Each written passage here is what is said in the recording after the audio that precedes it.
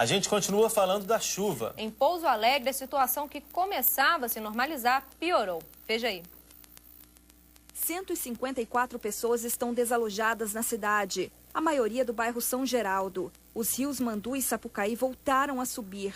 Só hoje, o Mandu já subiu 30 centímetros. A Defesa Civil está em estado de alerta e mais alguns bairros podem ser alagados hoje. Em Santa Rita do Sapucaí, choveu forte na noite passada e o rio Sapucaí alagou algumas ruas e casas. 15 famílias desalojadas foram levadas para a casa de parentes. Em Itamonte, deve chegar hoje a ajuda da Defesa Civil do Estado, com colchões, cestas básicas e produtos de limpeza. No total, são 1.000 pessoas desalojadas ou desabrigadas no município. Ainda há pontos de alagamento na cidade, mas a situação já é melhor, porque o nível do rio Capivari baixou. Na zona rural, estradas ainda estão interditadas. Em Carvalhos e Seritinga, o nível do Rio dos Franceses voltou ao normal. Segundo informações da Polícia Militar, o dia de limpeza nestas cidades. Em Alagoa, o rio Aiuruoca e o Ribeirão Vermelho também já estão voltando para o leito, mas a cidade continua sem acesso.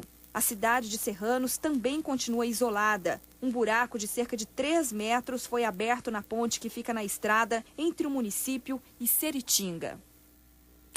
E de acordo com a Prefeitura de Luminárias, todos os acessos à cidade estão alagados. O nível do rio Ingaí subiu e atingiu 8 casas nos bairros São Sebastião e São Vicente de Paulo. Aproximadamente 40 pessoas estão desalojadas. A ponte na entrada da cidade está interditada e alguns bairros sem energia elétrica. E em todo o estado, de acordo com a Defesa Civil, 124 municípios foram afetados e 71 decretaram situação de emergência por causa das chuvas. 16.975 pessoas foram desalojadas e 2.345 desabrigadas. No total, 242.545 pessoas foram afetadas pelas chuvas até agora em Minas. 6.158 casas foram danificadas, 233 destruídas e mais de 430 pontes caíram ou foram danificadas. Todos esses números foram divulgados pela Defesa Civil Estadual. Mas, afinal de contas, qual é o trabalho deste órgão? Em épocas de chuva, eles estão sempre envolvidos no apoio às vítimas. No sul de Minas, são 114 cidades que contam com defesas civis. E para falar sobre o assunto, está aqui com a gente o Marcelo Murat, que é presidente do Comitê da Defesa Civil em Três Corações. Boa tarde, Marcelo. Boa tarde, Rodrigo. Muito obrigado pela presença. Para começar, como é formada a equipe de trabalho da Defesa Civil?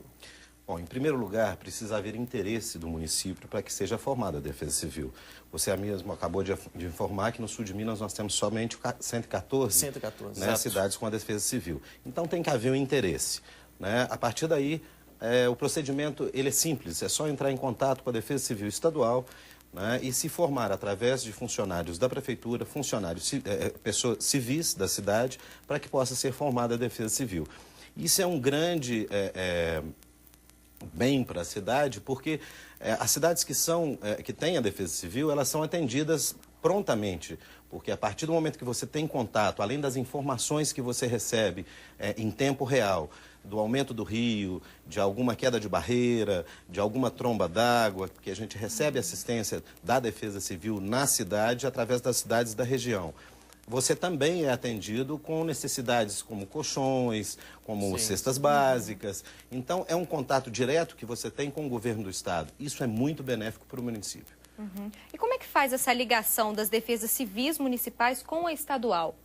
Vocês entram em contato com eles em situação de emergência? Eles têm todo o relatório através do NOPRED e do Avadan. E também através de telefones. NOPRED e Avadan, só para o pessoal de casa entender. O NOPRED, ele é feito em 12 horas. A partir do momento que você tem o risco, né, é a notificação que a gente faz em 12 horas para a Defesa Civil. E o Avadan é a avaliação dos danos causados no município. Porque a Defesa Civil faz um acompanhamento disso, a Defesa Civil Estadual faz um acompanhamento disso, uma fiscalização, para se ter ideia do que você vai receber naquele município em termos de doação, colchonete, fazer uma avaliação e um relatório para que seja informado que são as informações que vocês passam todo dia para a gente. Inclusive, nós temos aí agora, Marcelo, algumas imagens da enchente aqui no sul de Minas. Quer dizer, são cenas tristes, né? Mas que, infelizmente, têm sido registradas quase que em todos os anos. O que dá trabalho para a Defesa Civil, imagino eu, para o ano inteiro, não só agora, né? Com certeza. Por isso que as 3 palavras de ordem que eu costumo dizer é planejamento, prevenção e parcerias. Isso é fundamental em qualquer ação da Defesa Civil. Se o planejamento foi bem feito, se tem uma parceria com as pessoas da cidade, porque às vezes a gente viu, através das suas reportagens, que certas cidades não têm um número de veículos suficientes para retirar essas pessoas. Não tem aquela logística Exatamente. de emergência, Esse né? planejamento ele é necessário. Nós já estamos fazendo em Três Corações, porque nós também não temos o número de veículos necessários, porque é natural pelo número de famílias que precisam ser retiradas das casas. E aí a gente conta com a colaboração do voluntariado e das pessoas que se disponibilizam a fazer esse transporte, porque nos ajudam muito. A gente cadastra esse pessoal, as pessoas que têm essa disponibilidade, que têm um veículo próprio para que possa nos ajudar com isso também. E nós também temos a facilidade que nós temos o Exército em Três Corações, que também nos ajuda muito. Agora, Marcelo, a cidade que não conta com a Defesa Civil, os moradores procuram quem? A quem recorrer numa situação dessa? Infelizmente, as cidades que não têm a Defesa Civil, elas contam apenas com o Corpo de Bombeiro quando o tem. Quando não tem, vai ser realmente através do poder público ou da ação de voluntariado.